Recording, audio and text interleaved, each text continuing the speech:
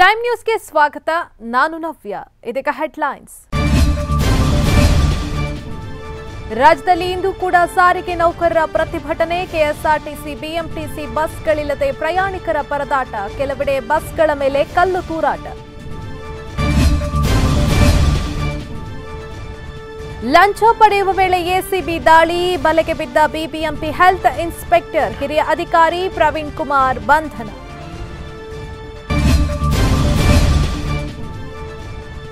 ಸಾರಿಗೆ ನೌಕರರ ಮುಷ್ಕರದಿಂದ ರಸ್ತೆಗಿಳಿಯದ ಬಸ್ಗಳು. ಮೆಟ್ರೋ ಮೊರೆ ಹೋದ ಪ್ರಯಾಣಿಕರು. ಹೆಚ್ಚುವರಿ ಮೆಟ್ರೋ ರೈಲುಗಳ ಓಡಾಟಕ್ಕೆ ಮೆಟ್ರೋ ನಿಗಮ ನಿರ್ಧಾರ.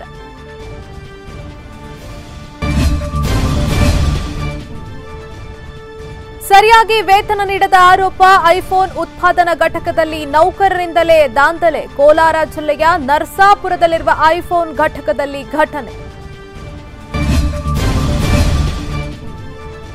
ಸೂಪರ್ ಸ್ಟಾರ್ಗಿಂದು ಹುಟ್ಟುಹಬ್ಬದ ಸಂಭ್ರಮ. 70ನೇ ವಸಂತಕ್ಕೆ ಕಾಲಿಟ್ಟ ತಲೈವ. ರಜನಿಕಾಂತ್ಗೆ ಶುಭ ಹಾರೈಸಿದ ಪ್ರಧಾನಿ ಮೋದಿ.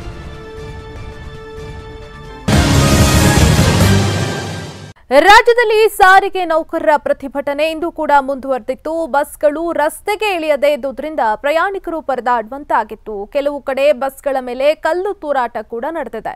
ಇನ್ನು ಬೆಂಗಳೂರಿನಲ್ಲಿ ಬಸ್ಗಳು ರಸ್ತೆಗಿಳಿಯದ ಪರಿಣಾಮ ಬೆಳ್ಳಂಬೆಳಗ್ಗೆ ಕಚೇರಿಗೆ ತೆರಳುವಂತಹ ಜನರು ಪರದಾಡುವಂತಹ ಪರಿಸ್ಥಿತಿ ನಿರ್ಮಾಣವಾಗಿತ್ತು. ಇನ್ನು ಈ ಬಗ್ಗೆ ಪ್ರತಿಕ್ರಿಯಿಸಿದ ಗೃಹ ಸಚಿವ ಬಸವರಾಜ ಬೊಮ್ಮಾಯಿ, ಸಾರಿಗೆ ನೌಕರರ ಮುಷ್ಕರ ಹಿನ್ನೆಲೆಯಲ್ಲಿ ನಿನ್ನೆ ಅಧಿಕಾರಿಗಳ ಜೊತೆ ಸಿಎಂ ಚರ್ಚೆಯನ್ನು ನಡೆಸಿದ್ದಾರೆ. ಬೆಳಗ್ಗೆಯಿಂದ ನಿರಂತರವಾಗಿ ಸಮಸ್ಯೆ ಬಗೆಹರಿಸಲು ಯತ್ನ ನಡೆದಿದೆ. ಸಿಎಂ ಕೂಡ ಇದನ್ನ ಗಂಭೀರವಾಗಿ ಪರಿಗಣಿಸಿದ್ದಾರೆ.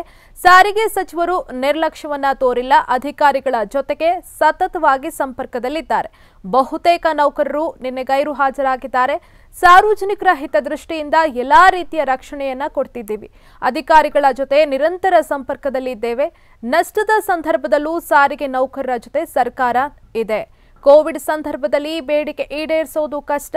ಮೊದಲು ಮುಷ್ಕರ ಕೈಬಿಟ್ಟು ಮಾತುಕತೆಗೆ ಬನ್ನಿ. ಕೆಲವರು ಈಗ ಕೋಡಿಹಳ್ಳಿ ಚಂದ್ರಶೇಖರ್ ಜೊತೆ ಹೊಂದಾಣಿಕೆ ಮಾಡಿಕೊಂಡಿರಬಹುದು. ಎಸ್ಮಾ ಜಾರಿಯ ಪರಿಸ್ಥಿತಿ ಇನ್ನೂ ಕೂಡ ಬಂದಿಲ್ಲ. ಸದ್ಯಕ್ಕೆ ಎಸ್ಮಾ ಜಾರಿ ಇಲ್ಲ. ನೌಕರರಿಗೂ ಜನರ ಕಷ್ಟ ಗೊತ್ತಾಗ್ತಿದೆ. ಒಂದೆರಡು ದಿನಗಳಲ್ಲಿ ಸಮಸ್ಯೆ ಬಗೆಹರಿಯಲಿದೆ ಎಂದು ಅವರು ವಿಶ್ವಾಸವನ್ನ ವ್ಯಕ್ತಪಡಿಸಿದ್ರು. ಸಾರಿಗೆ ನೌಕರರ ಮುಷ್ಕರ ಹಿನ್ನೆಲೆಯಲ್ಲಿ ನಿನ್ನೆ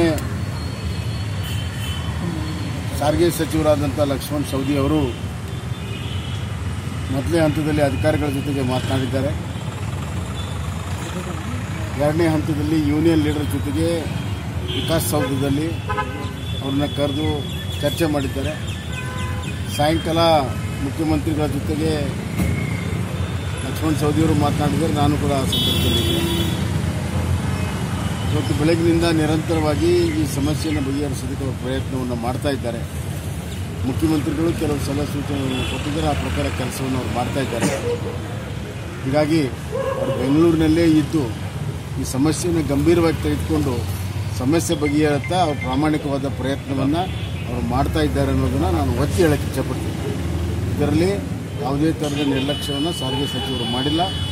ಸಮರ್ಪಕವಾಗಿದ್ದಾರೆ, ಸಮರ್ಥವಾಗಿದ್ದಾರೆ. ಈ ಸಮಸ್ಯೆಯನ್ನು ಬಗೆಹರಿಸೋದಕ್ಕೆ ಎಲ್ಲ ಕ್ರಮಗಳನ್ನು ಅವರು ತೆಗೆದುಕೊಳ್ಳಲು ಪ್ರಯತ್ನ ಮಾಡ್ತಾರೆ. 7,000 ರೂಪಾಯಿ ಲಂಚ ಪಡೆಯುವ ವೇಳೆ ಎಸಿಬಿ ಅಧಿಕಾರಿಗಳು ದಾಳಿಯನ್ನು ನಡೆಸಿದ್ದು ಬಿಬಿಎಂಪಿ ಹೆಲ್ತ್ ಇನ್ಸ್ಪೆಕ್ಟರ್ ಅನ್ನ ಬಂಧಿಸಿದ್ದಾರೆ. ನಿಸರ್ಗ ನೈಸರ್ಗಿಕ ತೆಂಗಿನ ಎಣ್ಣೆ ವಿತರಣೆ ಮಾಡುವ ಉದ್ದೇಶದಿಂದ ನಮ್ಮ ನೀತಿ ತಂಡ ಅವರು ಸಣ್ಣ ಕೈಗಾರಿಕೆಯನ್ನು ಆರಂಭಿಸಿದ್ರು. ಟಿ ದಾಸರಹಳ್ಳಿ ವಲಯದ ಹಿರಿಯ ಹೆಲ್ತ್ ಇನ್ಸ್ಪೆಕ್ಟರ್ ಪ್ರವೀಣ್ ಪರವಾನಗಿ ನೀಡಲು 1 ತಿಂಗಳು ಕಾಯಬೇಕು. ತಕ್ಷಣ ಬೇಕಾದಲ್ಲಿ 12,000 ರೂಪಾಯಿ ಲಂಚ ನೀಡುವಂತೆ ಬೇಡಿಕೆಯನ್ನು ಇಟ್ಟಿದ್ದಾರೆ. ಇನ್ನು ಮೊದಲು 3,000 ರೂಪಾಯಿ ನೀಡುವಂತೆ ಪ್ರವೀಣ್ ಬೇಡಿಕೆಯನ್ನು ಇಟ್ಟಿದ್ದಾರೆ. ಅದರಂತೆ 3,000 ರೂಪಾಯಿ ನಮ್ಮ ನೀತಿ ತಂಡ ನೀಡಿದೆ. ಈ ವೇಳೆ ನೀತಿ ತಂಡ ವಿಡಿಯೋ ಮಾಡಿಕೊಂಡು ಎಸಿಬಿ ಅಧಿಕಾರಿಗಳಿಗೆ ದೂರನ್ನ ಕೊಟ್ಟಿದ್ದಾರೆ. ಅದರಂತೆ ನಿನ್ನೆ ಎಸಿಬಿ ಅಧಿಕಾರಿಗಳು 7,000 ರೂಪಾಯಿ ಲಂಚ ಪಡೆಯುವ ವೇಳೆಗೆ ದಾಳಿಯನ್ನ ನಡೆಸಿ ಹೆಲ್ತ್ ಇನ್ಸ್ಪೆಕ್ಟರ್ ಪ್ರವೀಣ್ ಕುಮಾರ್ ಅವರನ್ನ ಬಂಧಿಸುವಲ್ಲಿ ಯಶಸ್ವಿಯಾಗಿದ್ದಾರೆ.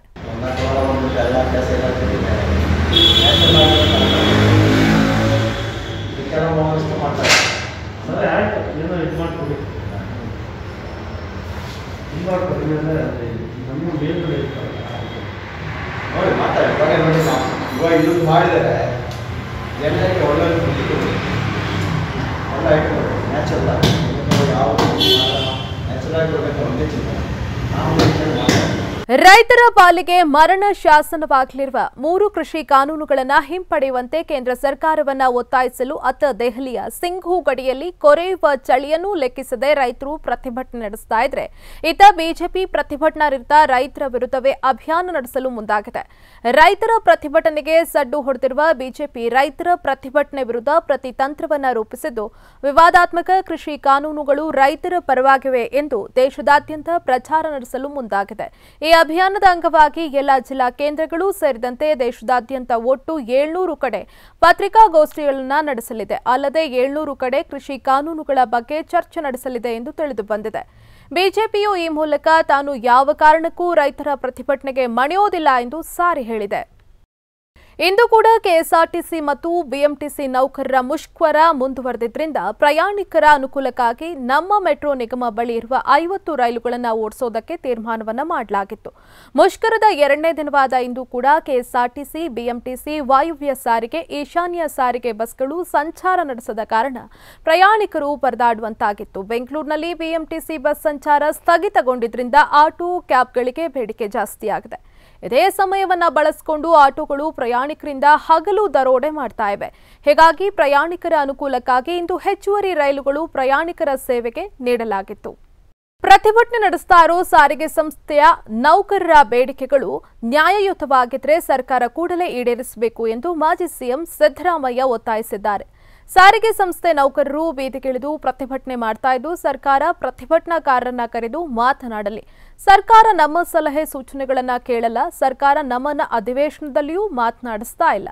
ಸಾರಿಗೆ ಸಂಸ್ಥೆಯ ನೌಕರರ ಬೇಡಿಕೆಗಳು ನ್ಯಾಯಯುತವಾಗಿ ಇದ್ರೆ ಸರ್ಕಾರ ಕೂಡಲೇ ಅವುಗಳನ್ನ ಈಡೇರಿಸಬೇಕು ಅಂತ ಸಿದ್ದರಾಮಯ್ಯ ಹೇಳಿದ್ದಾರೆ. ಕೋವಿಡ್ ಕಾರಣದಿಂದಾಗಿ ಹೊಸ ವರ್ಷಾಚರಣೆಯ ಬದಲು ಈ ವರ್ಷ ಶೋಕಾಚರಣೆಯನ್ನಾಗಿ ಮಾಡಬೇಕು ಎಂದು ಆರೋಗ್ಯ ಸಚಿವ ಡಾ ಕೆ ಸುಧಾಕರ್ ಮನವಿಯನ್ನ ಮಾಡಿದ್ದಾರೆ. ಟಾಸ್ಕ್ ಫೋರ್ಸ್ ಸಭೆ ನಡೆಸಿ ಬಳಿಕ ಮಾತನಾಡಿದ ಅವರು ಎಂಜಿ ರಸ್ತೆ, ಬ್ರಿಗೇಡ್ ರಸ್ತೆ ಸೇರಿದಂತೆ ರಾಜ್ಯದಲ್ಲಿ ಎಲ್ಲಿಯೂ ಹೊಸ ವರ್ಷದ ಸಂಭ್ರಮಾಚರಣೆ ನಡೆಸುವಂತಿಲ್ಲ ಎಂದಿದ್ದಾರೆ. 2020 ಕೋವಿಡ್ನಿಂದಾಗಿ ಎಲ್ಲರಿಗೂ ಶೋಕಾಚರಣೆಯಂತಾಗಿದೆ. ಕೋವಿಡ್ಗೆ ತುತ್ತಾಗಿ ಹಲವರು ಸಾವಿಗೀಡಾಗಿದ್ದಾರೆ. ಹಾಗಾಗಿ ಈ ಬಾರಿಯ ಹೊಸ ವರ್ಷ ಆಚರಿಸುವ ಅಗತ್ಯ ಏನಿದೆ ಅಂತ ಅವರು ಪ್ರಶ್ನಿಸಿದ್ದಾರೆ. ಇಸ್ಲಾಂ ಮೂಲಭೂತವಾದಿಗಳ ದಾಳಿಯಿಂದ ಫ್ರಾನ್ಸ್ ಅನೇಕ ಸಂಕಷ್ಟವನ್ನು ಅನುಭವಿಸಿತ್ತು. ಅದರಿಂದ ಹೊರಬರಲು ಇದೀಗ ಕಠಿಣ ಕಾನೂನು ಜಾರಿ ಮಾಡಿದೆ. 3 ವರ್ಷ ಮೇಲ್ಪಟ್ಟ ಮಕ್ಕಳನ್ನ ಶಾಲೆಗೆ ಕಳಿಸೋದು ಕಡ್ಡಾಯ. ಮನೆಯಲ್ಲಿ ಪಾಠದ ಆಯ್ಕೆ ಇರೋದಿಲ್ಲ ಎಂದು ಫ್ರೆಂಚ್ ಪ್ರೆಸಿಡೆಂಟ್ ಎಮ್ಯಾನ್ಯುಯಲ್ ಮ್ಯಾಕ್ರೋನ್ ತಿಳಿಸಿದ್ದಾರೆ. ಪ್ಯಾರಿಸ್ನಲ್ಲಿ ಉಗ್ರ ದಾಳಿಯ ನಂತರ ಆಡಳಿತ ಮಂಡಳಿ ಎಚ್ಚರಿಕೆಯ ಹೆಜ್ಜೆಯನ್ನ ಇಟ್ಟಿದೆ. ಪಾಕಿಸ್ತಾನ ಮತ್ತು ಟರ್ಕಿ ಪ್ರಾಯೋಜಿತ ಭಯೋತ್ಪಾದಕರ ನಿಯಂತ್ರಣ ಮಾಡಲೇಬೇಕಿದೆ ಎಂದಿದ್ದಾರೆ. ಈ ಮೂಲಕ ಮನೆ ಮತ್ತು ಮಸೀದಿಗಳಲ್ಲಿ ಮಕ್ಕಳಿಗೆ ಶಿಕ್ಷಣ ನೀಡುವುದನ್ನು ಈ ಬಿಲ್ ನಿರ್ಬಂಧಿಸುತ್ತದೆ ಎಂದಿದ್ದಾರೆ. ಕಲಬುರಗಿ ಜಿಲ್ಲೆಯ ಆಳಂದ ಪಟ್ಟಣದಲ್ಲಿ ಶಾಸಕ ಸುಭಾಷ್ ಆರ್ ಗುತ್ತೇದಾರ್ ಗೋವಿಗೆ ಪೂಜೆ ಸಲ್ಲಿಸಿ ರಾಜ್ಯ ಸರ್ಕಾರ ಜಾರಿಗೆ ತಂದಿರುವ ಗೋಹತ್ಯೆ ನಿಷೇಧ ಕಾಯ್ದೆಯನ್ನು ಬೆಂಬಲಿಸಿದರು. ಭಾರತೀಯ ಸಂಸ್ಕೃತಿಯಲ್ಲಿ ಗೋವಿಗೆ ವಿಶೇಷವಾದ ಸ್ಥಾನವನ್ನು ನೀಡಲಾಗಿದ್ದು ಎಲ್ಲರೂ ಅದನ್ನು ಪೂಜಿಸಿ ಆರಾಧಿಸುತ್ತಾರೆ. ಆದರೆ ಇತ್ತೀಚಿನ ದಿನಗಳಲ್ಲಿ ಗೋಹತ್ಯೆ ಹೆಚ್ಚಾಗಿ ನಡೀತಾ ಇದ್ದು ಇದನ್ನು ನಿಷೇಧ ಮಾಡಬೇಕು ಅಂತ ಬಿಜೆಪಿ ಸರ್ಕಾರ ಮುಂದಾಗಿದೆ ಎಂದರು. ಈ ಗೋದಿಂದ ಬಹಳಷ್ಟು ಇವತ್ತು ನಮ್ಮ ರೈತರಿಗಾಗಲಿ ಇವತ್ತು ನಮ್ಮ ಮನೆಗಳಲ್ಲಿ ಬಹಳಷ್ಟು ಉಪಯೋಗ ಇದೆ. ಇವತ್ತು ಹಸು ಹಾಲು ಕೊಡ್ತದೆ. ಇವತ್ತು ಮುಂದೆ ನಾವು ಒಕ್ಕಲ್ತನ ಮಾಡೋ ಸಲುವಾಗಿ ಇವತ್ತು ಬೋರಿಗಳು ಇವತ್ತು ಕೊಟ್ಟು ಒಕ್ಕಲ್ತನಕ್ಕೆ ನಮ್ಗೆ ಅನುಕೂಲ ಆಗ್ತದೆ. ಗೋ ಪೂಜೆ ಮಾಡೋದ್ರದಿಂದನೂ ಕೂಡ ಇವತ್ತು ಭಾಳಷ್ಟು ಇವತ್ತು ನಮಗೆ ಸುಖ ಶಾಂತಿ ಇವತ್ತು ಸಿಗ್ತದೆ. ಈ ಒಂದು ಕಾಂಗ್ರೆಸ್ದವ್ರು ಮೊನ್ನೆ ವಿಧಾನಸಭೆಯಲ್ಲಿ JDSದವರು ಈ ಒಂದು ಕಾನೂನನ್ನು ವಿರೋಧ ಮಾಡಿದ್ದಾರೆ. ಯಾಕಂದ್ರೆ ಅವರು ಬೇರೆಯವರ ಒಂದು ಓಟ್ ಸಲುವಾಗಿ ಇವತ್ತು ಅವರು ಈ ಥರ ಮಾಡಿದ್ದಾರೆ. ಬಹುಶಃ ಈ ನಮ್ಮ ಒಂದು ಹಿಂದೂ ಧರ್ಮಕ್ಕೆ ಬಹಳ ಒಳ್ಳೆಯ ಇದೊಂದು ಸುಸಂಧಿ. ರಾಜೀವ್ ಗಾಂಧಿ ಗ್ರಾಮೀಣ ವಸತಿ ನಿಗಮದ ಅಡಿ ನೂರಾರು ಮನೆ ನಿರ್ಮಾಣದ ಫಲಾನುಭವಿಗಳ ಸಂಕಷ್ಟ ಅರಿಯದ ಸರ್ಕಾರದ ನಡೆಯನ್ನ ವಿರೋಧಿಸುತ್ತೇನೆ. ವಯೋವೃದ್ಧ ಹಾಗೂ ವಿಧವಾ ಮಾಸಾಶನವು ಸಮರ್ಪಕವಾಗಿ ದೊರಕದೆ ಬಡ ಕುಟುಂಬಗಳು ತೀವ್ರ ತೊಂದರೆ ಅನುಭವಿಸುವಲ್ಲಿ ಕಾರಣವಾಗಿರುವ ಸರ್ಕಾರದ ನಡೆ ನಾಚಿಕೆಗೇಡಿನ ಸಂಗತಿ ಎಂದು ಬಾಗಲಕೋಟೆಯ ರಬಕವಿ ಬನಹಟ್ಟಿ ಪಟ್ಟಣದಲ್ಲಿ ಮಾಜಿ ಸಚಿವೆ ಉಮಾಶ್ರೀ ಸರ್ಕಾರದ ವಿರುದ್ಧ ಹರಿಹಾಯ್ದರು. ನಗರಸಭೆ ಮುಂಭಾಗದಲ್ಲಿ ಹಲವಾರು ಫಲಾನುಭವಿಗಳಿಂದ ನಡೀತಾ ಇರುವಂತಹ ಧರಣಿ ಸತ್ಯಾಗ್ರಹದ 5ನೇ ದಿನದಲ್ಲಿ ಪಾಲ್ಗೊಂಡು ಅವರು ಮಾತನಾಡಿದರು. ಕಳೆದ 5 ತಿಂಗಳ ಹಿಂದೆಯೇ ಬೆಂಗಳೂರಿನ ಕಚೇರಿವರೆಗೂ ಫಲಾನುಭವಿಗಳ ನೇತೃತ್ವದಲ್ಲಿ ನೇತೃತ್ವದಲ್ಲಿ ತೆರಳಿ ಅಧಿಕಾರಿಗಳೊಂದಿಗೆ ಸಮಾಲೋಚನೆಯನ್ನ ನಡೆಸಿತ್ತು. 2 ತಿಂಗಳಲ್ಲಿ ಈ ಯೋಜನೆಗೆ ಸಂಬಂಧಿಸಿದ ಹಣ ತಲುಪಲಿದೆ ಎಂದು ಸಬೂಬು ನೀಡಿದ ಅಧಿಕಾರಿಗಳಿಂದ ಇಲ್ಲಿಯವರೆಗೆ ಯಾವುದೇ ಸ್ಪಂದನೆ ಸಿಗ್ತಾ ಇಲ್ಲ ಅಂತ ಉಮಾಶ್ರೀ ಬೇಸರವನ್ನ ವ್ಯಕ್ತಪಡಿಸಿದ್ರು. ಉತ್ತರ ಕರ್ನಾಟಕ ಅಭಿವೃದ್ಧಿಗೋಸ್ಕರ ಪ್ರತ್ಯೇಕ ರಾಜ್ಯ ಮಾಡುವ ಅಗತ್ಯವಿದೆ ಎಂದು ಜನಶಕ್ತಿ ಸೇನಾ ಸಂಘಟನೆ ಅಧ್ಯಕ್ಷ ಎಸ್ ಶಂಕರಣ್ಣ ಹೇಳಿದ್ದಾರೆ. ಉತ್ತರ ಕರ್ನಾಟಕ ಭಾಗದ ಸಮಸ್ಯೆಗಳನ್ನು ಬಗೆಹರಿಸಲು ವಿಫಲವಾಗಿರುವ ರಾಜ್ಯ ಸರ್ಕಾರದ ನಿಲುವು ಬಹಳ ನೋವು ತಂದಿದೆ. ಇದರ ಹಿನ್ನೆಲೆಯಲ್ಲಿ ಉತ್ತರ ಅಭಿವೃದ್ಧಿ ಹಾಗೂ ಯುವಕರಿಗೆ ಉದ್ಯೋಗ ಸೃಷ್ಟಿಸಲು ಪ್ರತ್ಯೇಕ ಮಾಡುವ ಅವಶ್ಯಕತೆ ಇದೆ. ಇಲ್ಲಿರುವ ಜನರು ತೆರಿಗೆ ಕಟ್ಟಿರುವ ಹಣದಿಂದ ಬೇರೆ ಜಿಲ್ಲೆಗಳ ಅಭಿವೃದ್ಧಿ ಆಗ್ತಾ ಇದೆ. ಆದ್ದರಿಂದ ಜನಶಕ್ತಿ ಸೇನಾ ಉತ್ತರ ಕರ್ನಾಟಕ ಭಾಗದ ಜಿಲ್ಲೆಯಲ್ಲಿ ಭೇಟಿ ನೀಡಿ ಜನರ ಅಭಿಪ್ರಾಯ ಸಂಗ್ರಹಣೆ ಮಾಡಲಾಗುತ್ತೆ. ನಂತರ ಸಂಘಟನೆಯಿಂದ ಪಕ್ಷ ನಿರ್ಮಾಣ ಮಾಡಬೇಕು ಅನ್ನೋ ಸಿದ್ಧತೆ ನಡೆಸಲಾಗುತ್ತೆ. ಅದಕ್ಕಾಗಿ ಈ ಭಾಗದ ಜನರ ಬೆಂಬಲ ನೀಡಬೇಕು ಅಂತ ಮನವಿಯನ್ನ ನೀಡಿದ್ರು. ಉತ್ತರ ಕರ್ನಾಟಕ ಪ್ರತ್ಯೇಕ ರಾಜ್ಯ ಮಾಡಲೇಬೇಕು ಅಂತ ಜನರು ಮನಸ್ಸಿಂದ ಆಗಿದೆ. ಯಾಕಂದರೆ ನಂಜುಂಡಪ್ಪನವರು ವರದಿ ಕೊಟ್ಟೆ 2002ರಲ್ಲಿ ಕೊಟ್ಟಿದ್ದು, ಅವ್ರು ತೀರ್ಕೊಂಡ್ರೆ 15 ವರ್ಷ ಆಗಿದೆ. ಆದರೂ ಉತ್ತರ ಕನ್ನಡ ಅಭಿವೃದ್ಧಿ ಆಗಿಲ್ಲ. ಇವತ್ತು ಬೆಳಗಾವಿನ ಸುವರ್ಣಸೌಧದಲ್ಲಿ ನಡೀತಾ ಇರತಕ್ಕಂಥ ಸೆಷನ್ನು ಏನು ಇವತ್ತು ಅಲ್ಲಿ ನಡೀಬೇಕಿತ್ತು ಬೆಂಗಳೂರಿನಲ್ಲಿ ನಡೀತಾ ಇದೆ. ಯಾವುದೇ ರೀತಿಯಾಗಿರ್ತಕ್ಕಂಥ ಒಂದು ಸಪರೇಟ್ ಬಜೆಟ್ ಇಲ್ಲ. ಇಲ್ಲಿ ಒಂದು ಪ್ರವಾಹ ಬಂದರೂ ಇಲ್ಲಿ ಹೇಳೋರಿಲ್ಲ, ಕೇಳೋರಿಲ್ಲ. ಕೋಲಾರ ಜಿಲ್ಲೆಯ ನರಸಾಪುರದಲ್ಲಿರುವಂತಹ ತೈವಾನ್ ಮೂಲದ ಕಂಪನಿ ಐಫೋನ್ ಘಟಕದಲ್ಲಿ ಸರಿಯಾಗಿ ವೇತನ ನೀಡ್ತಾ ಇಲ್ಲ ಅನ್ನೋ ಕಾರಣಕ್ಕೆ ರೊಚ್ಚಿಗೆದ್ದಂತ ಉದ್ಯೋಗಿಗಳು ಐಫೋನ್ ಉತ್ಪಾದನಾ ಘಟಕದಲ್ಲಿ ದಾಂಧಲೆಯನ್ನ ನಡೆಸಿದ್ದಾರೆ. 100 ಸಂಖ್ಯೆಯಲ್ಲಿ ಐಫೋನ್ ಉತ್ಪಾದನಾ ಘಟಕಕ್ಕೆ ನುಗ್ಗಿದ ಜನರು ಅಲ್ಲಿನ ಪೀಠೋಪಕರಣಗಳು ಸೇರಿದಂತೆ ಸಿಕ್ಕ ವಸ್ತುಗಳನ್ನೆಲ್ಲ ಹಾಳು ಮಾಡಿದ್ದಾರೆ.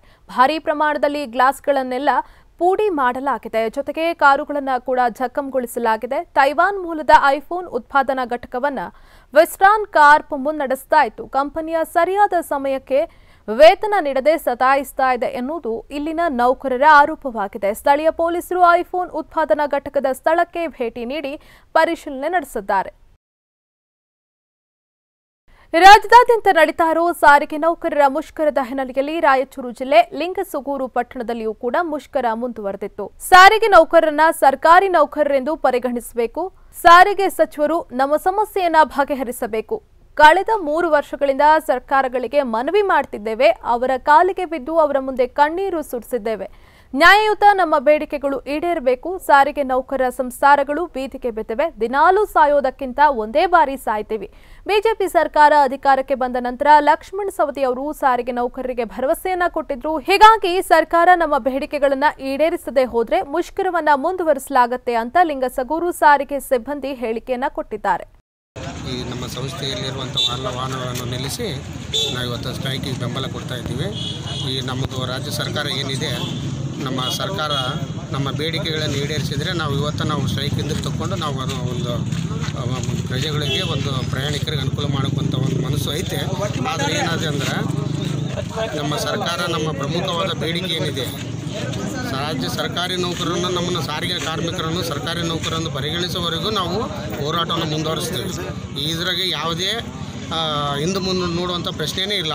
ದಯವಿಟ್ಟು ಸರ್ಕಾರ ಮತ್ತು ಸಾರಿಗೆ ಮಿನಿಸ್ಟ್ರು ಮತ್ತು ನಮ್ಮ ಮಾನ್ಯ ಮುಖ್ಯಮಂತ್ರಿಗಳು ನಮ್ಮ ಸಮಸ್ಯೆಯನ್ನು ಬಗೆಹರಿಸಿ ನಮ್ಮ ಮುಖಂಡರನ್ನು ಮಾತುಕತೆ ಕರೆದು ನಮ್ಮ ಸಮಸ್ಯೆಯನ್ನು ಬಗೆಹರಿಸಬೇಕಂತ ನಾವು ಈ ಮೂಲಕ ಅವ್ರನ್ನ ಕೇಳ್ಕೊಂತ ಇದ್ದೀವಿ. ಸಾರಿಗೆ ನೌಕರರ ಮುಷ್ಕರ ಇಂದು ಕೂಡ ಮುಂದುವರೆದಿತ್ತು. ಹಾಗಾಗಿ ಪ್ರಯಾಣಿಕರು ಬಸ್ ಇಲ್ಲದೆ ಪರದಾಡುವಂತಾಗಿತ್ತು. ಇನ್ನು ರಾಯಚೂರು ಜಿಲ್ಲೆಯ ಲಿಂಗಸುಗೂರು ಬಸ್ ನಿಲ್ದಾಣದಲ್ಲಿ ಬೆಳ್ಳಂಬೆಳಗ್ಗೆ ಬಸ್ ಸಿಗದೆ ಪ್ರಯಾಣಿಕರು ಪರದಾಡುವಂತಾಗಿತ್ತು. ವಿವಿಧೆಡೆ ಸಂಚರಿಸಲು 100 ಪ್ರಯಾಣಿಕರು ಪರದಾಡುವಂತಹ ದೃಶ್ಯಗಳು ಕಂಡುಬಂದವು.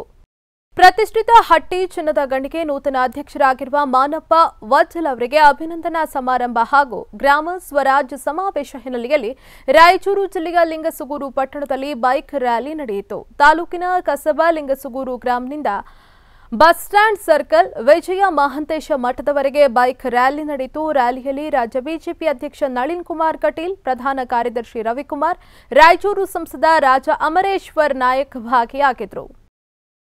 ರಾಜ್ಯವ್ಯಾಪಿ ಕೆಎಸ್ಆರ್ಟಿಸಿ ಚಾಲಕರ ಮುಷ್ಕರದ ಹಿನ್ನೆಲೆಯಲ್ಲಿ ಮಳವಳ್ಳಿ ಪಟ್ಟಣದ ಸಾರಿಗೆ ಬಸ್ ನಿಲ್ದಾಣ ಬಿಕೋ ಅನ್ನುತ್ತಾ ಇತ್ತು.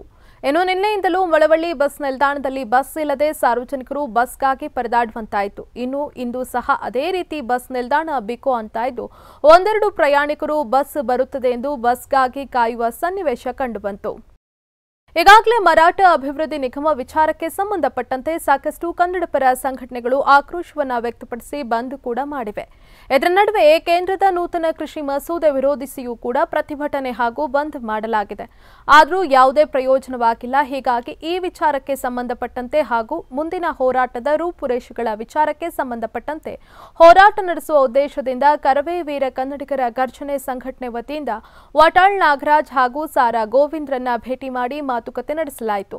ಈ ಮೂಲಕ ಮತ್ತೊಂದು ಹಂತದ ಪ್ರತಿಭಟನೆಗೆ ಕರವೇ ವೀರ ಕನ್ನಡಿಗರ ಗರ್ಜನೆ ಸಂಘಟನೆ ಮುಂದಾಗಿದೆ. ನಾಗಮಂಗಲದ ಬೈರನಹಳ್ಳಿ ಗ್ರಾಮಸ್ಥರು ತಮ್ಮ ಗ್ರಾಮಕ್ಕೆ ಮೀಸಲಿರುವ ಹಿಂದುಳಿದ ವರ್ಗ ಮಹಿಳಾ ಸ್ಥಾನಕ್ಕಾಗಿ ಗ್ರಾಮದ ಮಾರಮ್ಮ ದೇವಾಲಯದ ಆವರಣದಲ್ಲಿ ಹರಾಜು ಮಾಡಿದ್ದಾರೆ. ಬಹಿರಂಗ ಹರಾಜಿನಲ್ಲಿ ಸಾವಿತ್ರಮ್ಮ ಎಂಬುವರಿಗೆ 4.5 ಲಕ್ಷ ರೂಪಾಯಿಗಳಿಗೆ ಹರಾಜು ನಿಂತಿರುವಂತಹ ವಿಡಿಯೋ ವೈರಲ್ ಆಗಿದೆ. ವಿಡಿಯೋ ವೈರಲ್ ಆಗ್ತಾ ಇದ್ದಂತೆ ಗ್ರಾಮಕ್ಕೆ ಭೇಟಿ ನೀಡಿದ ತಹಶೀಲ್ದಾರ್ ಕೊನ್ನಿ ಅಹಮದ್ ಪರಿಶೀಲನೆ ನಡೆಸುವ ಮೂಲಕ ಚುನಾವಣಾಧಿಕಾರಿಗಳ ಮೂಲಕ ಹರಾಜಿನಲ್ಲಿ ಭಾಗಿಯಾದವರ ವಿರುದ್ಧ ದೂರು ದಾಖಲಿಸುವ ಮೂಲಕ ಸೂಕ್ತ ಕಠಿಣ ಕ್ರಮ ಜರುಗಿಸುವುದಾಗಿ ಎಚ್ಚರಿಸಿದ್ದಾರೆ. ಪ್ರಜಾಪ್ರಭುತ್ವ ವ್ಯವಸ್ಥೆಗೆ ಮಾರಕವಾದ ಯಾವುದೇ ಒಂದು ಕೆಲಸಗಳಿಗೆ ನಾವು ವಿರೋಧವಾಗಿರ್ತೀವಿ. ಮತ್ತೆ ಈಗಾಗಲೇ ನಮ್ಮ ಅಧಿಕಾರಿಗಳ ತಂಡಗಳನ್ನು ರಚಿಸಿದ್ದೀವಿ. ಒಂದು ವಿಡಿಯೋ ಸರ್ವೆಲೆನ್ಸ್ ಟೀಮ್ ಮಾಡಿದ್ದೀವಿ. ಅದಕ್ಕೆ ನಮ್ಮ ಕಚೇರಿಯಲ್ಲಿ ತೆರೆದು ಅಧಿಕಾರಿಗಳನ್ನ ಕೂಡ ನೇಮಕ ಮಾಡಿದ್ದೀವಿ. ಮತ್ತೆ ಏನು ನಮ್ಮ ಗ್ರಾಮ ಮಟ್ಟದಲ್ಲಿ ಕೆಲಸ ಮಾಡುವಂತಹ ಗ್ರಾಸ್ ರೂಟ್ ಆಫೀಸರ್ಸ್ ಏನಿದ್ದಾರೆ, ನಮ್ಮ ಪಂಚಾಯತಿ ಅಭಿವೃದ್ಧಿ ಅಧಿಕಾರಿಗಳು, ಮತ್ತೆ ನಮ್ಮ ರಾಜಸ್ವ ನಿರೀಕ್ಷಕರು, ನಮ್ಮ ವಿಲೇಜ್ ಅಕೌಂಟೆಂಟ್, ಅದೇ ರೀತಿ ನಮ್ಮ ಸೆಕ್ರೆಟರಿಗಳು, ಗ್ರಾಮ ಪಂಚಾಯತಿ ವಾಟರ್ಮನ್ಗಳನ್ನ ನಾವು ಗ್ರಾಮ ಮಟ್ಟದಲ್ಲಿ ಒಂದು ರಾತ್ರಿ ಹೊತ್ತು ಒಂದು ಗಸ್ತು ಮಾಡುವಂತ ಪೊಲೀಸ್ ಅಧಿಕಾರಿಗಳೊಂದಿಗೆ ಒಂದು ಗಸ್ತು ಮಾಡುವಂತ ಒಂದು ವ್ಯವಸ್ಥೆಯನ್ನ ಮಾಡ್ತಾ ಇದ್ದೇವೆ. ಈ ಮೂಲಕ ನಾವು ಸರ್ವೆಲೆನ್ಸ್ ಮಾಡಿಬಿಟ್ಟು ಗ್ರಾಸ್ ರೂಟ್ ಅಲ್ಲಿ ಸರ್ವೆಲೆನ್ಸ್ ಮಾಡಿಬಿಟ್ಟು ಕಣ್ಗಾವಲು ವಹಿಸಿ ಇನ್ನು ಏನಾರು ಈ ರೀತಿ ಕಾನೂನುಬಾಹಿರ ಚಟುವಟಿಕೆಯಿಂದ ಅಂತರ್ ಮೇಲೆ ಕಠಿಣ ಕಾನೂನು ಕ್ರಮಕ್ಕೆ ಈಗಾಗಲೇ ನಾವು ತಂಡಗಳನ್ನು ಸಿರವಾರ ತಾಲೂಕಿನಲ್ಲಿ ಸಾರಿಗೆ ನೌಕರರ ಮುಷ್ಕರದಿಂದ ಬಸ್ಗಳು ಇಲ್ಲದೆ ಜನರು ಪರದಾಡುವಂತಹ ಪರಿಸ್ಥಿತಿ ತಲೆದೋರಿತ್ತು. ಹೀಗಾಗಿ ಖಾಸಗಿ ವಾಹನಗಳು ಜನರಿಂದ ದುಪ್ಪಟ್ಟು ಹಣವನ್ನು ವಸೂಲಿ ಮಾಡ್ತಾ ಇರುವಂತಹ ಆರೋಪ ಕೇಳಿಬಂದಿದೆ. ದಿನನಿತ್ಯದ ವ್ಯವಹಾರಕ್ಕಾಗಿ ಸುತ್ತಮುತ್ತಲಿನ ಹಳ್ಳಿಗಳಿಂದ ಬಂದಂತಹ ಪ್ರಯಾಣಿಕರಿಗೆ ದುಪ್ಪಟ್ಟು ಹಣ ಕೊಟ್ಟು ಹೋಗುವುದು ಅನಿವಾರ್ಯವಾಗಿದೆ. ಇನ್ನು ಹೆಚ್ಚಿಗೆ ಹಣ ಕೇಳಿದ ಹಿನ್ನೆಲೆಯಲ್ಲಿ ಖಾಸಗಿ ವಾಹನದ ಡ್ರೈವರ್ ಮತ್ತು ಪ್ರಯಾಣಿಕರ ಮಧ್ಯೆ ವಾಗ್ವಾದ ಕೂಡ ನಡೆಯಿತು. ವಿಜಯಪುರ ಜಿಲ್ಲೆಯ ಇಂಡಿ ತಾಲೂಕಿನ ವೀರರಾಣಿ ಕಿತ್ತೂರು ಚೆನ್ನಮ್ಮ ಸಹಕಾರಿ ಸಂಘಕ್ಕೆ ಸ್ವಇಚ್ಛೆಯಿಂದ ರಾಜೀನಾಮೆ ಸಲ್ಲಿಸಿದ್ದೇನೆ ಎಂದು ಅಧ್ಯಕ್ಷ ಉಮೇಶ್ ಬಳಬಟ್ಟಿ ಹಾಗೂ ಉಪಾಧ್ಯಕ್ಷ ಎನ್ಎಸ್ ಬಿರಾದಾರ್ ತಿಳಿಸಿದ್ದಾರೆ. ಈ ವೇಳೆ ಮಾತನಾಡಿದ ಅಧ್ಯಕ್ಷ ಉಮೇಶ್ ಬಳಬಟ್ಟಿ, ಸುಮಾರು 3 ಲಕ್ಷ ರೂಪಾಯಿ ಸಂಘಕ್ಕೆ ಲಾಭವಾಗಿದೆ. ಜೊತೆಗೆ ಇಲ್ಲಿಯವರೆಗೆ ನನ್ನ ಕಾರ್ಯಕ್ಕೆ ಸಹಕಾರ ನೀಡಿದ ನಿರ್ದೇಶಕರಿಗೂ ಹಾಗೂ ನಮ್ಮ ಸಹಕಾರಿ ಬ್ಯಾಂಕ್ನ ಸಿಬ್ಬಂದಿಗೂ ಕೃತಜ್ಞತೆಯನ್ನ ಸಲ್ಲಿಸುತ್ತೇನೆ ಎಂದರು. ನೂತನ ಅಧ್ಯಕ್ಷ ಶರಣು ಬಂಡಿ ಹಾಗೂ ಉಪಾಧ್ಯಕ್ಷ ಪ್ರಶಾಂತ್ ಗೌಡ ಬಿರಾದಾರ್ಗೆ ಪದಗ್ರಹಣ ಮಾಡಿ ಅಧಿಕಾರವನ್ನು ಬಿಟ್ಟುಕೊಟ್ಟರು. ಹೇಳಿ ಈ ಸಂಘವನ್ನು ಎಲ್ಲರೂ ಕೂಡಿ ಮುನ್ನಡೆಸಿಕೊಂಡು ಹೋಗೋನು ಹಾಗೂ ನಮ್ಮ ಬ್ಯಾಂಕಿನ ಸಿಬ್ಬಂದಿ ಹಾಗೂ ನಮ್ಮ ಗ್ರಾಹಕರು ನಮ್ಮ ಪಿಗ್ಮಿ ಏಜೆಂಟರು ಎಲ್ಲರೂ ಈ ಬ್ಯಾಂಕಿಗೆ ಹಗರೇಳೂರು ದುಡಿದು ಒಂದು ಸಹಕಾರ ಮಾಡಬೇಕು. ಯಾಕಂತಂದ್ರೆ ಎಲ್ಲರೂ ಸಹಕಾರದಿಂದೇ ನಾವು ಇಲ್ಲಿ ಕೆಲಸ ಮಾಡಬೇಕಾಗ್ತದೆ. ನಿಮ್ಮ ಸಹಕಾರ ನಮಗೆ ಭಾಳ ಮುಖ್ಯ.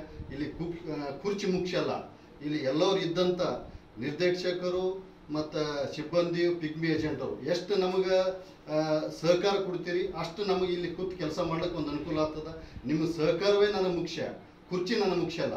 ನೀವು ಎಷ್ಟು ನಮ್ಮ ಸಹಕಾರ ಕೊಡ್ತೀರಿ ಅಷ್ಟು ನಾವು ಈ ಸಂಘ ಬೆಳವಣಿಗೆ ಆಗಲಿಕ್ಕೆ ಒಂದು ನಮಗೆ ಅನುಕೂಲ ಆಗ್ತದೆ.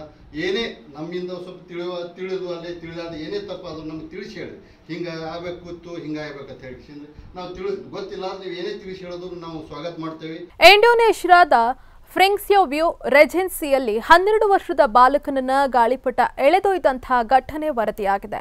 ಬಾಲಕ 30 ಅಡಿ ಎತ್ತರದಿಂದ ಬೀಳುವ ದೃಶ್ಯಗಳು ಸಾಮಾಜಿಕ ಜಾಲತಾಣದಲ್ಲಿ ವೈರಲ್ ಆಗಿದ್ದು, ಮೇಲಿಂದ ಬಿದ್ದ ಬಾಲಕನ ಕೈ ಮೂಳೆ ಮುರಿದಿದೆ ಅಂತ ವರದಿಯಾಗಿದೆ. ಬಾಲಕ ತನಗಿಂತ ಸುಮಾರು 3 ಪಟ್ಟು ದೊಡ್ಡದಾದ ಡ್ರ್ಯಾಗನ್ ಪತಂಗವನ್ನ ಹಾರಿಸಿದ ಪರಿಣಾಮ 30 ಅಡಿ ಎತ್ತರಕ್ಕೆ ಗಾಳಿಪಟದ ಜೊತೆ ಹಾರಿರುವ ಈ ಬಾಲಕ ನಂತರ ಗಾಳಿಪಟದ ದಾರ ತುಂಡಾಗಿದ್ರಿಂದ ನೆಲಕ್ಕೆ ಬಿದ್ದಿದ್ದಾನೆ. ಈ ವೇಳೆ ರಭಸವಾಗಿ ಗಾಳಿ ಬೀಸ್ತಾ ಇತ್ತು. ಬಾಲಕ ಡ್ರ್ಯಾಗನ್ ಗಾಳಿಪಟದ ತಂತಿಗೆ ಸಿಲುಕಿಕೊಂಡಿದ್ದು, ಗಾಳಿಪಟ ತನ್ನ ಜೊತೆಗೆ ಬಾಲಕನನ್ನ ಎಳೆದೊಯ್ದಿದೆ. ಬಟ್ಟೆ ಒಗೆಯಲು ಹೋದ ವೇಳೆ ಕಾಲು ಜಾರಿ ನೀರಿಗೆ ಬಿದ್ದು ಇಬ್ಬರು ಸಾವನ್ನಪ್ಪಿರುವಂತಹ ಘಟನೆ ಚಿಕ್ಕಬಳ್ಳಾಪುರ ಜಿಲ್ಲೆಯ ಚಿಂತಾಮಣಿ ತಾಲೂಕಿನ ಕೋಟೆಗಲ್ ಗ್ರಾಮದ ಬಳಿ ನಡೆದಿದೆ. ಕೋಟಗಲ್ ಗ್ರಾಮದ ವೆಂಕಟರಾಜು ಎಂಬುವರ ಮಗ ಗಗನ್ ಹಾಗೆ ನಾದಿನಿ ಅನಿತಾ ಮೃತ ದುರ್ದೈವಿಗಳು. ಬೆಂಗಳೂರಿನ ನಿವಾಸಿಯಾದ ಅನಿತಾ ರಜೆ ಹಿನ್ನೆಲೆ ಅಕ್ಕನ ಮನೆಗೆ ಬಂದಿದ್ರು. ಇಂದು ಬಟ್ಟೆ ಒಗೆಯೋದಕ್ಕೆ ಗ್ರಾಮದ ಹೊರವಲಯದ ಕೆರೆಗೆ ಅಕ್ಕ ಹೇಮಾ ಹಾಗೂ ಮಗ ಗಗನ್ ಜೊತೆ ಅನಿತಾ ತೆರಳಿದ್ದಾರೆ. ಬಟ್ಟೆ ಒಗೆಯೋ ವೇಳೆ ಕಾಲು ಜಾರಿ ಅನಿತಾ ಕೆರೆಗೆ ಬಿದ್ದಿದ್ದಾರೆ. ಅವರನ್ನ ಕಾಪಾಡೋದಕ್ಕೆ ಗಗನ್ ಹಾಗೂ ಹೇಮಾ ಸಹಾಯಕ್ಕೆ ಹೋದ ವೇಳೆ ಇಬ್ಬರು ನೀರು ಪಾಲಾಗಿದ್ದಾರೆ. ನಂತರ ಸ್ಥಳೀಯರು ಹೇಮಾ ಅವರನ್ನ ರಕ್ಷಣೆ ಮಾಡಿದ್ದಾರೆ. ಇನ್ನು ಸ್ಥಳಕ್ಕೆ ಚಿಂತಾಮಣಿ ಗ್ರಾಮಾಂತರ ಠಾಣೆ ಪೊಲೀಸರು, ತಹಶೀಲ್ದಾರ್ ಹನುಮಂತರಾಯಪ್ಪ, ಶಾಸಕ ಜೆಕೆ ಕೃಷ್ಣಾರೆಡ್ಡಿ ಭೇಟಿ ನೀಡಿ ಪರಿಶೀಲನೆಯನ್ನ ನಡೆಸಿದ್ದಾರೆ. ಕರ್ನಾಟಕ ರಾಜ್ಯ ರಸ್ತೆ ಸಾರಿಗೆ ಸಂಸ್ಥೆಯ ನೌಕರರು ನಮ್ಮನ್ನ ಸರ್ಕಾರಿ ನೌಕರರು ಎಂದು ಪರಿಗಣಿಸಬೇಕು ಎಂಬ ಬೇಡಿಕೆ ಮುಂದಿಟ್ಟುಕೊಂಡು ರಾಜ್ಯದ 4 ಸಾರಿಗೆ ಸಂಸ್ಥೆಗಳ ನೌಕರರು ಶುಕ್ರವಾರದಿಂದ ಅನಿರ್ದಿಷ್ಟ ಅವಧಿ ಮುಷ್ಕರಕ್ಕೆ ಕರೆ ನೀಡಿದ್ದಾರೆ. ಈ ಬಿಸಿ ಕಲ್ಪತರು ನಾಡು ತಿಪಟೂರ್ನಲ್ಲೂ ಕೂಡ ಮುಂದುವರೆದಿದೆ. ಇದರಿಂದ ಪ್ರಯಾಣಿಕರು ಪರದಾಡುವಂತಾಯಿತು. ಖಾಸಗಿ ಬಸ್ ಹಾಗೂ ಆಟೋದವರಿಗೆ ಭರ್ಜರಿ ವ್ಯಾಪಾರವಾಗ್ತಾ ಇದೆ. ನಮ್ಮ ಬೇಡಿಕೆ ಈಡೇರುವವರೆಗೂ ನಾವು ಪ್ರತಿಭಟನೆಯನ್ನ ಕೈಬಿಡುವುದಿಲ್ಲ ಅಂತ ಸಾರಿಗೆ ನೌಕರರು ಸ್ಥಳದಲ್ಲಿಯೇ ಆಹಾರವನ್ನ ತಯಾರಿಸಿ ಪ್ರತಿಭಟಿಸಿದ್ರು. ಇಲ್ಲಿ ಕೆಎಸ್ಆರ್ಟಿಸಿ, ಬಿಎಂಟಿಸಿ ಮತ್ತು ಈಶಾನ್ಯ ವಾಯುವ್ಯ ಸಾರಿಗೆ ಅಂತ 4 ವಿಭಾಗ ಇದೆ. ಬಟ್ ನಾವೆಲ್ಲ ಒಂದೇ. ಇಲ್ಲಿ ಎಲ್ಲರೂ 4 ನಿಗಮದವರು ಸಾರ್ವಜನಿಕ ಸೇವೆಗೋಸ್ಕರ ಮಾಡ್ತಿರೋದು. ಒಂದು ರಿಕ್ವೆಸ್ಟ್ ನಾವು ಸಾರ್ವಜನಿಕರ ಕೇಳ್ತಂದ್ರೆ, ನಿಮಗೆ ತೊಂದರೆ ಕೊಡಬೇಕು ಅಂತ ಯಾವುದೇ ಕಾರಣಕ್ಕೂ ನಾವು ಇಷ್ಟು ದಿನ ನಾವು ಇದು ಮಾಡಿರಲಿಲ್ಲ. 4ರಿಂದ 2 ವರ್ಷದಿಂದ ನಾವು ಮಾಡ್ಕೊಂಬರ್ತೀವಿ. ಇಲ್ಲಿವರೆಗೂ ಯಾವುದೇ ರೀತಿ ನಾವು ಸಾರ್ವಜನಿಕರಿಗೆ ತೊಂದರೆ ಕೊಟ್ಟಿರಲಿಲ್ಲ. ನಾವು ಕನ್ನಡದ ಜನಕ್ಕೆ ತನ್ನ ಹಾಸ್ಯದ ಮೂಲಕವೇ ಹತ್ತಿರವಾಗಿರುವ ನಟ ಡ್ಯಾನಿಶ್ ಸೇಠ್ ಇದೀಗ ತನ್ನ ಗೆಳತಿ ಅನ್ಯ ರಂಗಸ್ವಾಮಿಗೆ ಪ್ರಪೋಸ್ ಮಾಡಿದ್ದು ಆಕೆ ಪ್ರೀತಿಗೆ ಗ್ರೀನ್ ಸಿಗ್ನಲ್ ನೀಡಿದ್ದಾರೆ ಎಂದು ಹೇಳಿದ್ದಾರೆ. ಈ ಅಪ್ಡೇಟ್ ಬಗ್ಗೆ ತಮ್ಮ ಅಭಿಮಾನಿಗಳು ಮತ್ತು ಅನುಯಾಯಿಗಳಿಗೆ ಮಾಹಿತಿ ನೀಡಿರುವ ಡ್ಯಾನಿಶ್ ತಾವು ತುಂಬಾ ಸಂತೋಷವಿರುವುದಾಗಿ ಹೇಳಿದ್ದಾರೆ. ನಿನ್ನೆ ಡ್ಯಾನಿಶ್ ಅನ್ಯ ಜೊತೆ ಇರುವ ತನ್ನ ಬ್ಲಾಕ್ ಅಂಡ್ ವೈಟ್ ಚಿತ್ರವನ್ನ ಪೋಸ್ಟ್ ಮಾಡಿ ತನ್ನ ಜೀವನವನ್ನ ಆಕೆಯೊಂದಿಗೆ ಕಳೆಯೋದಕ್ಕೆ ನಿರ್ಧರಿಸಿರುವುದಾಗಿ ಘೋಷಣೆ ಮಾಡಿದ್ದಾರೆ. ಡ್ಯಾನಿಶ್ ಪೋಸ್ಟ್ ಸಾಮಾಜಿಕ ಜಾಲತಾಣದಲ್ಲಿ ವೈರಲ್ ಆಗಿದ್ದು, ಕಮೆಂಟ್ಸ್ ವಿಭಾಗದಲ್ಲಿ 24,000ಕ್ಕೂ ಹೆಚ್ಚು ಲೈಕ್ಸ್ ಮತ್ತು ಅಭಿನಂದನಾ ಸಂದೇಶಗಳು ಹರಿದು ಬಂದಿವೆ. ರಾಜ್ಯದಲ್ಲಿ ಲೋಕಲ್ ವಾರ್ ರಂಗೇರ್ತಾ ಇದೆ. ಅದರಲ್ಲೂ ಸಕ್ಕರೆ ನಾಡು ಮಂಡ್ಯ ಜಿಲ್ಲೆ ನಾಗಮಂಗಲ ತಾಲೂಕಿನ ಜೆಡಿಎಸ್ನಲ್ಲಿ ಇದೀಗ ಸರಣಿ ಸಭೆಗಳ ಮೂಲಕ ಚುನಾವಣೆಗೆ ಭರ್ಜರಿ ತಯಾರಿ ನಡೀತಾ ಇದೆ. ಇಲ್ಲಿನ ರಾಜಕೀಯ ಡೆವಲಪ್ಮೆಂಟ್ನ ಅಪ್ಡೇಟ್ಸ್ ಇಲ್ಲಿದೆ ನೋಡಿ. ಮನೆಯೊಂದು 3 ಬಾಗಿಲು ಎಂಬಂತಾಗಿದ್ದ ಸಕ್ಕರೆ ನಾಡು ಮಂಡ್ಯ ಜಿಲ್ಲೆಯ ನಾಗಮಂಗಲ ತಾಲೂಕಿನ ಜೆಡಿಎಸ್ನಲ್ಲಿ ಇದೀಗ ಸರಣಿ ಸಭೆಗಳ ವೇದಿಕೆಯಲ್ಲಿ 3 ಜನರು ನಿರತರಾಗುವ ಮೂಲಕ ಕಾರ್ಯಕರ್ತರಲ್ಲಿ ಒಗ್ಗಟ್ಟಿನ ಪಾಠ ಹೇಳ್ತಾ ಇದ್ದಾರೆ. ಕಾಳಿಂಗನಹಳ್ಳಿ, ನೆಲ್ಲಿಗೆರೆ, ಚುಂಚನಹಳ್ಳಿ, ದೇವಿಹಳ್ಳಿ, ಲಾಳನಕೆರೆ ಹಾಗೂ ಕದಬಹಳ್ಳಿ ಸೇರಿದಂತೆ ತಾಲೂಕಿನ ಎಲ್ಲ ಗ್ರಾಮ ಪಂಚಾಯಿತಿಯ ಕೇಂದ್ರ ಸ್ಥಾನಗಳಲ್ಲಿ ಶಾಸಕ ಸುರೇಶ್ ಗೌಡ, ವಿಧಾನ ಪರಿಷತ್ ಸದಸ್ಯ ಅಪ್ಪಾಜಿಗೌಡ ಹಾಗೂ ಮಾಜಿ ಸಂಸದ ಎಲ್ಆರ್ ಶಿವರಾಮೇಗೌಡ ಒಟ್ಟಾಗಿ ನಡೆಸ್ತಾ ಇರುವ ಸಭೆಯ ಬಗ್ಗೆ ತಾಲೂಕಿನ ರಾಜಕೀಯ ಪಡಸಾಲೆಯಲ್ಲಿ ತೀವ್ರ ಚರ್ಚೆ ನಡೀತಾ ಇದೆ.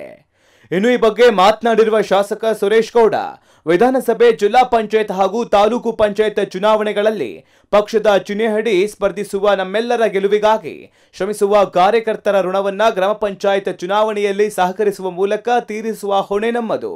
ಗ್ರಾಮ ಪಂಚಾಯಿತಿ ಚುನಾವಣೆಯ ಅಭ್ಯರ್ಥಿಯ ಆಯ್ಕೆಯಲ್ಲಿ ನಮ್ಮ ಪಾತ್ರವಿರೋದಿಲ್ಲ.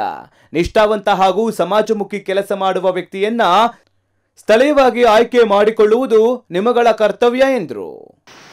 ಇವತ್ತು ನಾವು ನೋಡ್ತಾ ಇದ್ದೀವಿ, ನಮ್ಮ ಪಕ್ಷದಲ್ಲಿ 2-3 ಜನ ಕಿತ್ತಾಡೋದು, ಮಗನಾಡೋದು, ಇಲ್ಲಿ ಕಿತ್ತಾಡ್ಕೊಂಡು ಇಲ್ಲೇನಾದ್ರೂ ಹೆಚ್ಚು ಕಡಿಮೆ ಆದ್ರೆ ಬೇರೆ ಪಕ್ಷಕ್ಕೆ ಹೋಗೋದು, ಇದೆಲ್ಲ ನಡೀತಾ ಇರ್ತಕ್ಕಂಥ ಸರ್ವೇ ಸಾಮಾನ್ಯವಾಗಿ ನಾವು ನೋಡ್ತಾ ಇದ್ದೀವಿ.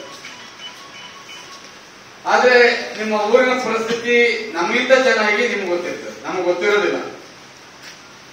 ಬಹುತೇಕ ಈ ಗ್ರಾಮಗಳಲ್ಲಿ ಈ ಚುನಾವಣೆಗಳು ನಿಮ್ಮ ಅಂತಂಬಿಕೆ ಮೇಲೆ, ನಿಮ್ಮ ತಂದೆ ಮೇಲೆ, ನಿಮ್ಮ ಸೋದರತ್ವದ ಮೇಲೆ, ನಿಮ್ಮ ಸ್ನೇಹ ನಿಮ್ಗೆ ಹೇಗಿರ್ತದೆ, ಜೊತೆಗೆ ನೀವು ಕೆಲಸ ಕಾರ್ಯಗಳನ್ನ ಹೇಗೆ ಮಾಡ್ತೀರಿ ಅನ್ನೋದ್ರ ಮೇಲೂ ಅವಲಂಬಿತರಾಗಿರ್ತದೆ.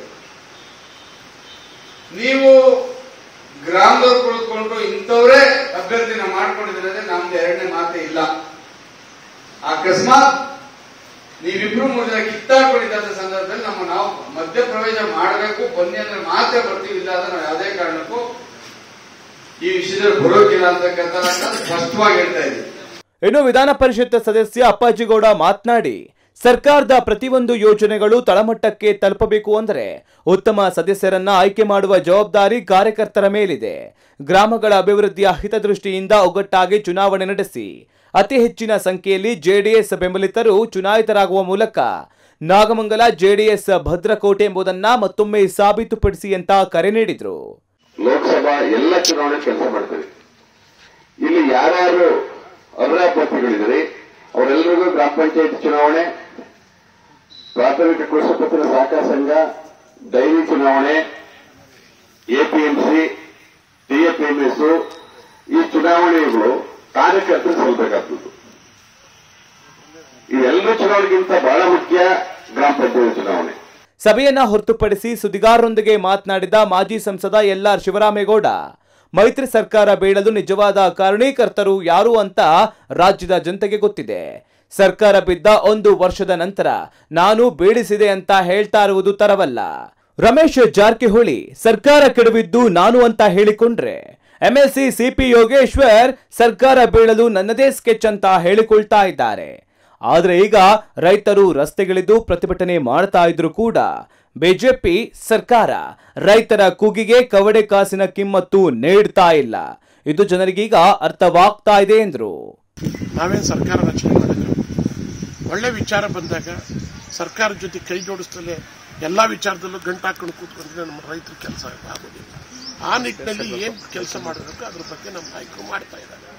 ಅದಕ್ಕೆ ನಾವ್ಯಾವುದೋ ಭಾರತೀಯ ಜನತಾ ಪಕ್ಷಕ್ಕೋ ಕಾಂಗ್ರೆಸ್ಗೂ ಯಾವತ್ತೂ ಸೇರ್ತಕ್ಕಂಥ ಪರಿಸ್ಥಿತಿ ಇಲ್ಲ, ಅಂಥ ಸ್ಥಿತಿ ಉದ್ಭವ ಆಗಿಲ್ಲ ಅಂತಕ್ಕಂಥದ್ದನ್ನು ಈ ಸಂದರ್ಭದಲ್ಲಿ ನಾನು ಸ್ಪಷ್ಟ ಪೂರ್ವವಾಗ ನಾನು ಕ್ಯಾಂಡಿಡೇಟ್ ಆಗೇ ಆಗ್ತೀನಿ. ಈಗಲೂ ನಾನು ಮಾತಾಡ್ತೀನಿ, ಅದು JDS ಮೂಲಕನೇ ಆಗ್ತೀನಿ. JDSನವರು ಸುರೇಶ್ ಗೌಡ್ರಿಗೆ ಏನು ಬರ್ಕೊಟ್ಟಿಲ್ಲ. ಸುರೇಶ್ ಗೌಡ್ರಿಗೆ ನಮ್ಮಲ್ಲೂ ಸಹಿತ ಅಪ್ಪಾಜಿ ಗೌಡರು, ಸುರೇಶ್ ಗೌಡರು, ನಾನು 3 ಜನ ಇರೋದು. 3 ಜನಕ್ಕೂ ಸೀಟ್ ಹಂಚ್ಕೊಂಡು ಹೋಗ್ಬೋದು. ಬಟ್ ನೆಕ್ಸ್ಟ್ MLAಗಂತೂ ನಾನು ಕಡಸಿದ್ಧವಾಗಿ ನಾನು ಹೋಗ್ತೀನಿ. ಒಟ್ಟಾರೆ ದಿನದಿಂದ ದಿನಕ್ಕೆ ರಂಗೇರ್ತಾ ಇರುವ ಗ್ರಾಮ ಪಂಚಾಯಿತಿ ಚುನಾವಣೆ ಮನೆಯೊಂದು 3 ಬಾಗಿಲಂತಾಗಿದ್ದ ನಾಗಮಂಗಲದ ಜೆಡಿಎಸ್ ಪಕ್ಷದ ನಾಯಕರ ಒಳಗೆ ಆಂತರಿಕ ಬೇಗುದಿಯನ್ನ ತಹಬದಿಗೆ ತರುವ ಮೂಲಕ ಹೆಚ್ಚಿನ ಗ್ರಾಮ ಪಂಚಾಯಿತಿ ಅಧಿಕಾರದ ಚುಕ್ಕಾಣಿ ಹಿಡಿಯುವರು ಅಥವಾ ಇಲ್ಲಿಂದಲೇ ಇವರ ಮುಸುಕಿನ ಗುದ್ದಾಟದ ತೀವ್ರತೆ ಹೆಚ್ಚಾಗುವುದು ಕಾದು ನೋಡಬೇಕಾಗಿದೆ. S Venkatesh, Express TV, Nagamangala. ಅಭಿಮಾನಿಗಳ ಆರಾಧ್ಯ ದೈವ ತಮಿಳುನಾಡಿನ ತಲೈವ ಕನ್ನಡದ ಕಂದ ರಜನಿಕಾಂತ್ ಅವರಿಗೆ ಇಂದು 70ನೇ ಹುಟ್ಟುಹಬ್ಬದ ಸಂಭ್ರಮ. ಕೋಟ್ಯಾಂತರ ಅಭಿಮಾನಿಗಳು ಶಿವಾಜಿ ಹುಟ್ಟುಹಬ್ಬಕ್ಕೆ ಶುಭಾಶಯಗಳ ಮಹಾಪೂರವನ್ನೇ ಹರಿಸಿದ್ದಾರೆ.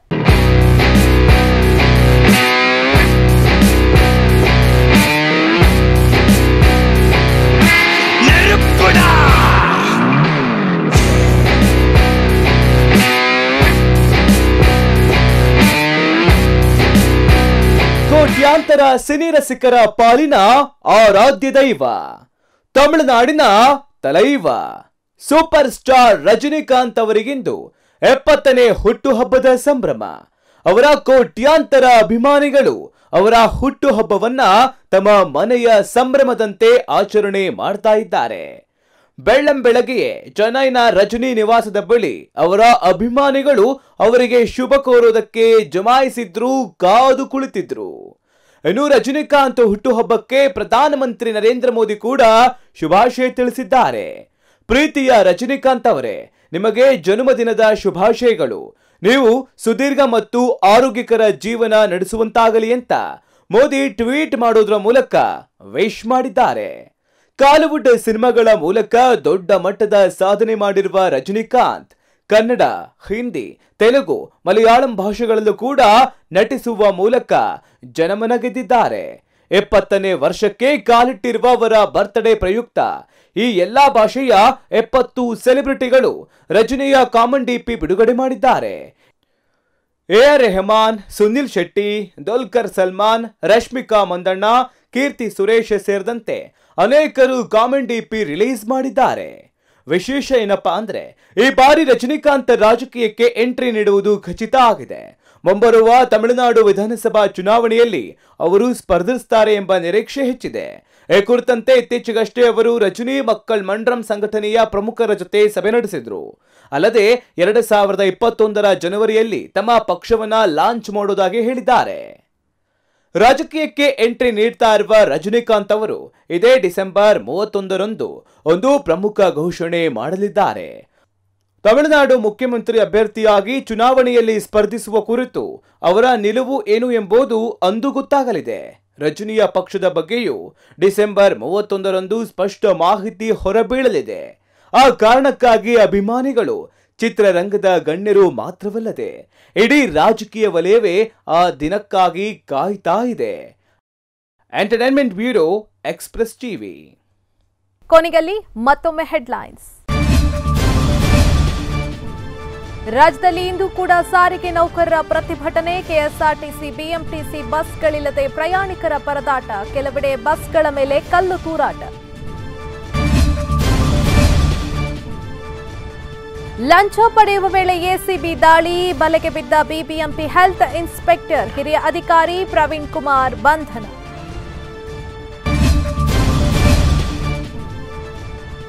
ಸಾರಿಗೆ ನೌಕರರ ಮುಷ್ಕರದಿಂದ ರಸ್ತೆಗಿಳಿಯದ ಬಸ್ಗಳು. ಮೆಟ್ರೋ ಮೊರೆ ಹೋದ ಪ್ರಯಾಣಿಕರು. ಹೆಚ್ಚುವರಿ ಮೆಟ್ರೋ ರೈಲುಗಳ ಓಡಾಟಕ್ಕೆ ಮೆಟ್ರೋ ನಿಗಮ ನಿರ್ಧಾರ.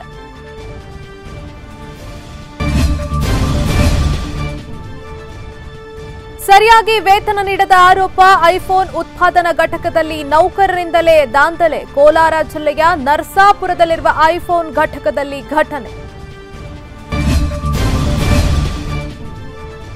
ಸೂಪರ್ ಸ್ಟಾರ್ಗಿಂದು ಹುಟ್ಟುಹಬ್ಬದ ಸಂಭ್ರಮ. 70ನೇ ವಸಂತಕ್ಕೆ ಕಾಲಿಟ್ಟ ತಲೈವ. ರಜನಿಕಾಂತ್ಗೆ ಶುಭ ಹಾರೈಸಿದ ಪ್ರಧಾನಿ ಮೋದಿ. ಇದು ಈವರೆಗಿನ ಅಪ್ಡೇಟ್ಸ್. ನೇರ ಸುದ್ದಿ ಹಾಗೂ ನಿರಂತರ ಮನರಂಜನೆಗಾಗಿ ನೋಡ್ತಾರೆ ಎಕ್ಸ್‌ಪ್ರೆಸ್ ಟಿವಿ.